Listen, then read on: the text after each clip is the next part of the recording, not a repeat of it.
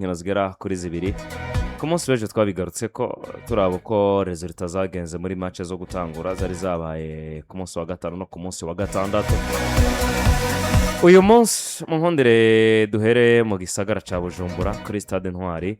mu kanya gati gihe cy'isaha 9 umugwi wa Vitalo Football Club barakira umugwi wa Aigle Noir the Fighters. Aigle Noir batsinzwe match ya Vision bakurikiza ko match ya Vitalo kuri NPPC yari ya mu ruhongore rw'amahoro kwa Nkurunziza batsindwa ibitsindo 2-1 kandi baraza kugaruka bakire umugwi wa Aigle Noir navuga equipe ya Vitalo. Match yo gutangura bazanye umutahe w'igitsindo kimwe adu n'umutahe ukwiye wo kuza gufasha Vitalo kwibona muri final canke kuri Aigle Noir haracari ico kwerekana ku buryo dushobora gutangazwa n'ibishobora kuva mu rukino. Novuga ko ni match bisa nkaho je novuga ko itararangira na ma equipe abiri twamaze ko tuvuga ko bisa nkaho ibiharuro vyabo bose n'ibiharuro bibemerera kuba equipe imwe yotsinda iyindi, ariko je nkunda kugaruka kuri equipe ya Aigle Noir ni mu ma equipe meza yabaye meza, ariko je nemeza ko yabaye nziza muri fazari. Tukaba dufise equipe ya Vitalo, equipe yabaye nziza ariko kandi ubwiza bwayo bwabaye bwiza gusoma muri phase retour, kuko niba abantu benshi babibona equipe ya Vitalo muri phase retour niho honyene yatsinzwe. Ngo yatsinzwe uretse match batsinzwe na Message Ngozi bamaze kuba batsindwa match zibiri muri match 14 bamaze kuba bakina za Primus League muri phase retour. Bivuze ngo match zose zigera kuri 13 muri match zigera kuri 12 muri match 14 bamaze kuba bakina muri phase retour. Equipe ya Vitalo ntabwo iratakaza navuga ngo match nimwe. Ugacugenda muri igikombe citiriwe umukuru w'igihugu equipe ya Vitalo yatsinze Magara Young Boys itsinda Kayanza United novuga ngo yanatsinze Kayanza United twabona umenga Kayanza United yarimaze ibihe byiza mu nkino yarikira kina muri Primus League Burundi, ariko kandi wamenga Vitalo ifise bisa nkaho Kayanza United yoziga challenging Vitalo, ariko siko byagenze matchare equipe vyaranse n'ubundi birangira Vitalo itsinze Kayanza United. Baza kuri stade Noir equipe yibona ikarati tukura hakirikaye cyane bituma n'ubundi equipe ya Vitalo ibona intsinzi byoroshe cyane. Bagiye kuba bahura rero na equipe ya Aigle Noir nayo yatsinzwe na Vision muri match bariko barasa nkaho bagomba kuraba ko batorangiza Primus League Burundi badatsinzwe na rimwe muri rihiganwa ya 2025-2026 biza kurangira n'ubundi vyanse. Match bakurikije ko ni match n'ubundi bahuye na equipe ya Vitalo ari nayo equipe bari baratsinze muri Primus League Burundi ibatsinze nayo mu gikombe citiriwe umukuru w'igihugu ibatsinze ibitsindo bigira kuri 2-1. Ikintu je nkunda kubona muri izi nkino zirimo match ari na match roto bisa nkaho byose babigishoboka, ariko Vitalo nitwibagizwe ko yigeze kubimara ufashe match z'igikombe citiriwe umukuru w'igatiranye ni match za Primus League Burundi nkino zigira kuri 16 kiratakaza urukino na rumwe. Bivuze ngo ico ni kimwe mu bintu bishobora kukwereka ko hawe equipe ishobora kubiri seriye mu bintu irike yarondera. Objective batubwiye nkunda hozigaruka ko nazo nyene umumenyeza yavuze ngo ngomba gutokana igikombe citiriwe umukuru w'igihugu, wanashaka mu bintu n'abegereye equipe bavuga barakubwira ko igikombe citiriwe umukuru w'igihugu ari kimwe mu bikombe babona ko bafise amahirwe menshi yo gutokana kandi bagomba gukora ibishoboka byose kugira ngo batokane iki gikombe. Ugacugenda kuri equipe ya Aigle Noir nivyo babikoze 2019 ndavyibuka givizwe iyi equipe ifise na Josire Bifubusa batwaye ibikombe byose byakenirwa mu ngaha mu gihugu c'u Burundi, batwaye Primus League, batwara Coupe du President, banatwara nyene ibikombe byakinirwa ngaha muri munovuga ngo mu gihugu cacu c'u Burundi. Ariko uyu mwaka byari gushoboka byasa nkaho bari kuba bashobora amahirwe menshi, ariko nubu ntibirahera, ariko ugereranije ni equipe yari kiriya gihe barayigumanye sezose rarangira. Ariko uyu mwaka Aigle Noir bisa nkaho yatakaje umusatirizi wabo ineza abye bisa nkaho yarafashe runini muri equipe wanashaka binagaragarira ku mwaka kanya kuko mu biharuro n'ubundi nta uramwegereza haracari kinywanyo cy'ibitsindo bigera ko 3 hagati yawe n'umukurikira, kuko wewe yafise ibitsindo bigera kuri 16 muri Primus League Burundi. Nibo waratakaje rema nkijya muri squad wari ufise yatanguranye sezo yatsinze ibitsindo 16 mu nkino 14, egare ko hagomba kuba absence yiwe muri squad ugomba kugira. Ari navyo twabibonye muri match retour ekipe ntabwo twayibonye itsinda ibitsindo byinshi nk'uko byahora. Watakaje Kamana Karimu yari yarabaye umukinnyi mwiza muri iyi ekipe, nawe aragenda ava muri ekipe yekeza muri Jamus FC muri Sudani y'Epfo. Hagati mu kibuga tubona n'ubundi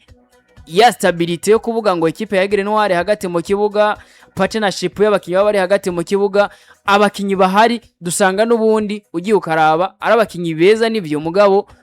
ugeranije n'abariya na zira elema zibiri batakaje uko bigenda kose n'umurindi tukaraba ibitsindo ekipe ya Aigle Noir yatsinda muri fazare bitandukanye n'ibitsindo yasinze muri faze rutu. Wasanga itsinze igitsindo kimwe yanganije bibiri yanganije kimwe ukabona ko ya atake hagati mu kibuga hatasamburwa bisa nkaho no muri hasamburwa. Bivuze ngo je mbona ekipe ya Aigle Noir yabaye nziza muri fazare ariko itabaye nziza muri faze rutu. Ariko ekipe ya Vitaro yabaye ekipe itari imeze neza muri fazare gose ariko yabaye nziza muri faze rutu. Uhuye rero na ekipe ikiri muri vya bihe vyayo vyiza muri faze rutu. Iyi faze rutu ni nayo bongeje ko Saido ntibazonkiza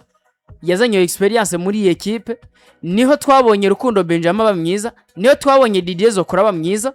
niho tubonye Robert Bimenye Imana aba mwiza kuko sishidikanya kubivuga ko n'ubundi Robert Bimenye Imana atwaye igikombe citire umukuru w'igihugu muri Vitali ashobora kuba ari imwe muri achievement yiwe nziza agize mu mupira w'amaguru. Bivuze ngo zobere achievement ikomeye kuri zobere achievement ikomeye yagize kuko imigwi yose yaciyemwo nta bikombe yatwaye. Yaciye muri za Deira, aca muri za Olympique Star, aca mu ntamba mu rugamba UD7 ariko aho hose nta kintu gifadika no ko yagezeko. Bivuze ngo nico kirashobora kuba muri kimwe mu nguvu ashobora kwitwaza avuga ngo pourquoi pas niba ibyo byose ntarabigera ko uyu mwaka utoba umwaka wanje wa mbere avec squad nziza afise muri mwaka muri equipe ya Vitaro. Jemba mbona rero niba Vitaro yaraje wawe kuri NPPC ikakubonamwe ibitsindo bibiri vya wa mukinyi bafise experience akakubonamwe igitsindo ca penalty ariko kandi akakubona ko n'igitsindo ca kufra nivyo nawe ufise abakinyi kukura sinzi ko turiko turayibona kumwe muri equipe ya Aigle Noir muri phase ruturo bisa nka nta musatirizi bafise ahoraho. Urabona match imwe hatsinze Saidi Fataki, iyindi match ukabona hatsinze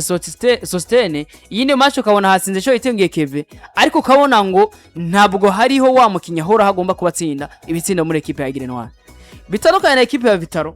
Equipe ya Vitaro turazi ko hatatsinze Zokora hari gihe Saidaza ukabona yatsinze bya bitsindo by'umusatirizi agomba kuba nubwo afise iyo experience canke ubwo burambe muri mu mupira w'amaguru.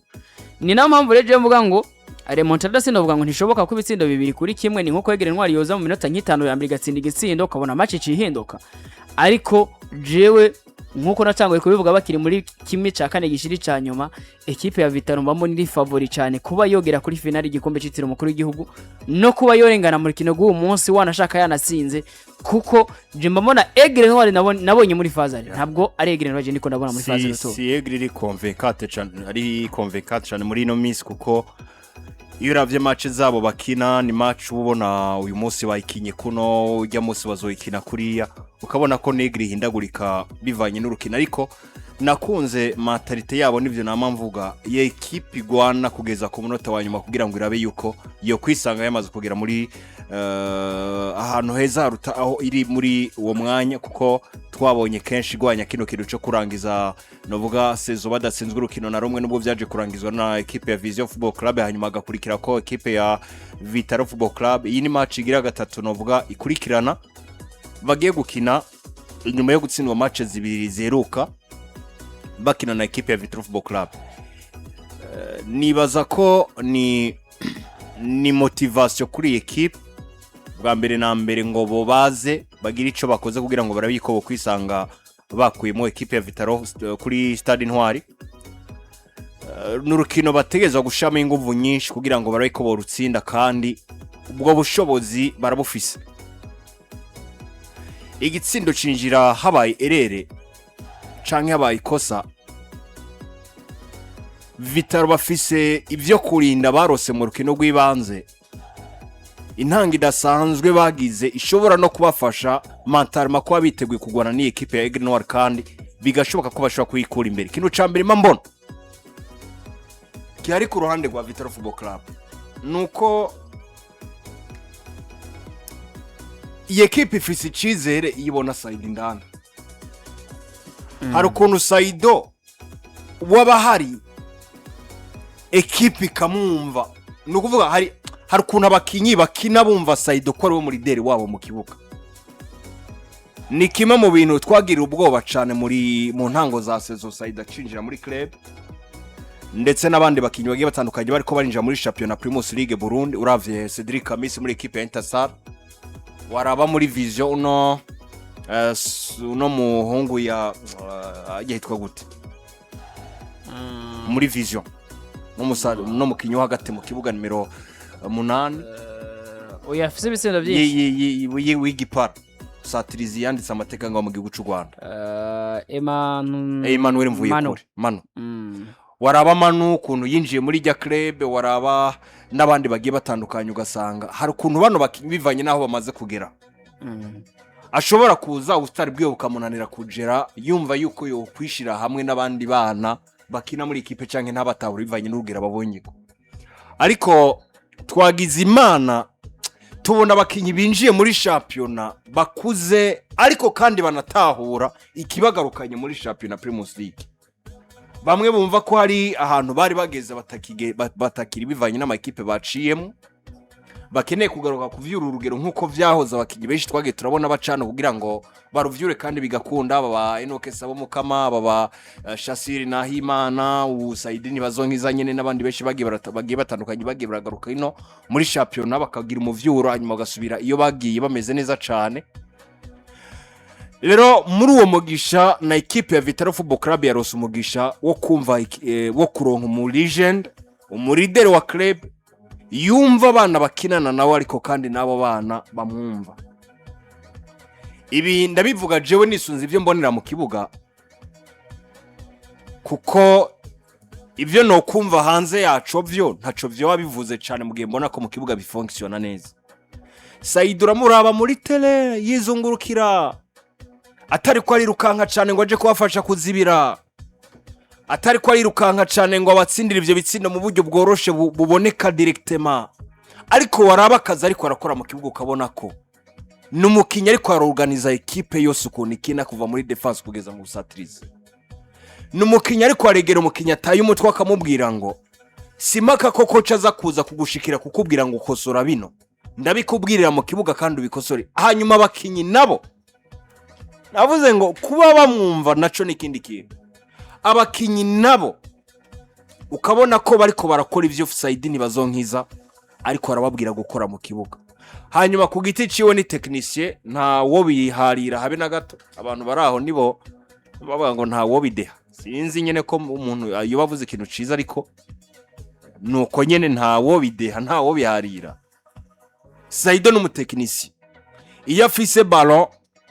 yaritaho yarazi imyaka afise arazi urugero ashobora gutanga ku mupira arazi amacenga ashobora gucenga arazi vyose uko yo kwijera muri match arabizi niyo mpamvu yakoze kuri baro gusa arondeza umuntu yohereza baro hanyuma akayimuhereza nawe akagize kiti gikogwa kibere gukogwa muri club ya Vitaro Football Club. Kubwivyo rero yababereye novuga inkingi mwamba kuri match ya mbere muri occasion zibiri barose zikomakomeye ari navyo bintu vya mbere nibaza ko Saido tumuzi ko cane canke yamenyekanye ko muri iyo equipe ya Young Africans canke muri Simba Sport Club kintu citwa kufura nizera ko ari umwami hano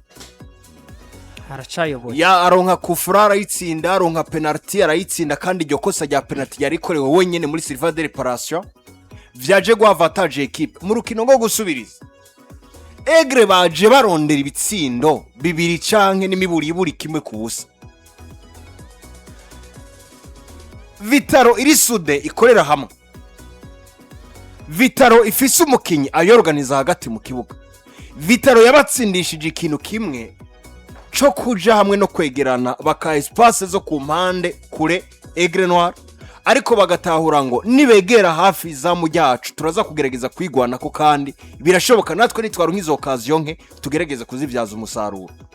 ugacura bikibazo kimaze iminsi muri Aigle Noir kijanye n'umukinyi wo muri numero 9 adafunctiona neza banagerageje guhengeka side fataki ngo barabiko boshobora gushira indano umusatirizi wo muri numero 9 ko muremure ashobora gutsinda ivyo bitsino n'umutwe ari afise technique hasi mu maguru ariko ukabona ngo biramunaniza kugira ngo yitore neza indani muri ekipe yamaze kurungika abakinnyi n'imiburiburi bane imbere y'izamu kuzibira ifise sange konge nubwo atari umukinnyi mwiza cyane ariko hejuru ni umukinnyi mwiza ifise no mu defenseur wundi bakorana yimwesha igipara nuko kugize na Ramazan sinzi nyine ko ari uko ntabanye n'abamizima cyane ariko Ramazan Hakizimana nawe ku mipira yo hejuru ni mwiza cyane. Hanyuma ivyo vyo hasi baba bafise Roger hagati kuri nimero 6 iyo bamushize hagati nawe agaruka kandi akavyokipa gatanga umusaruro n'umusanzu mwiza ugasanga ibintu bigenze neza kuri club ya Vital Football Club. Kubwanje rero sinovuga ngo sinahaye amahigwe ekipe ya Aigle ndetse no kugeza umwanya mbona ari ekipe ifise ubwo bushobozi bwo kuja gutsinda ekipe yose, ariko mu gihe baje gukina bazi neza ko batsinzwe igitsindo mu rukino rw'ibanze ekipe burya ntimenyereye gutsindwa pe ngira barabibonye imbere ya Vizingere bataye umutwe bamaze gutsindwa match ntibamenyereye gutsindwa baza basabwa gutsinda igitsindo imbere ya Vital Football Club nabonye muri match ndetse no mu nkino zigitandukanye bariko gukina ekipe yatakaje ubushobozi bwabo kuva abakinyi bayo bavaho ndetse mu bigaragara nuko nubundi nabandi bakinyi bahari banewe gusubiriza neza abandi batakaye mu busatirizi waraba hagati mu kibuga yaba Kiko y'umuzana mu kibuga ukasiga hanze no Jean Dodier mukizu ugasanga nta kintu kigaragara gikoretse ariko kandi uwo mukizu ubona mbe match ya mbere ntiyagize ikibazo yarababaye arahari ko ntamubonye muri ariko mu majambo yo mumenyereza ku munsi waje atabakinye bose bameze neza bifuza gukoresha bameze neza bifuza gukoresha ariko abo nifuza gukoresha bose bameze neza bivuze ngo nta mvune yogira ugwitwazo ya reka tubirinde uko biza kugenda ariko je mbona umenga umunsi ijya avantage barose muri match niyo avantage bafise kugira ngo bagere muri finale ya Coupe du President, ariko kubijanye no gutsinda match no munsi kwa Vital si bintu mbona bucuti niwe yavuze ngo tugaheza kubakuramo ngo turaza kubakomera amashito barungike. Je nizeye ko Aigle Noir baza kutwereka urukino rutuma tubakomera amashi hano nubwo bigoye ko bashaka gukora mu equipe ya Vital Football Club. Ubwo no kuza gushika kuri stade tukihera ijisho akoza kuba ari match nziza nakubwiye turaza kubona Aigle Noir ibere gukomerwa amashira ni match nziza kabisa, ni match nziza abantu baze ni 200 gusa nabonye niyo mafaranga bashizeho iki ni giciro rusange ni match nziza nabonye bashyizera ku mafaranga makegeranye n'amafaranga equipe bahora batangisha yahoririsha ibihumbi 200 hasanzwe ibihumbi 10 tribune C na D ibihumbi 200 tribune AB VIP ibihumbi 50 tike sponsor ibihumbi 200 bako ugiye kura match Aigle Noir na Vital bisa nkaho hakirimo difference y'igitsindo kimwe cyonyene iza kuba ari match nziza dushobora kubona nibitangaza pourquoi pas unabona Aigle Noir irakoze revenge nta wamenya, ariko iza kuba ari match nziza kandi irimo inagoye wanashima kumana narimwe ibiharuro byinshi no kuza kurindira tukaraba, ariko reka ndakubwire ko abitwa Holy Travel and Job Connect Agency bagufasha gushika hariya muri leta zunze ubumwe z'Abarabu cyane mu gisagara ca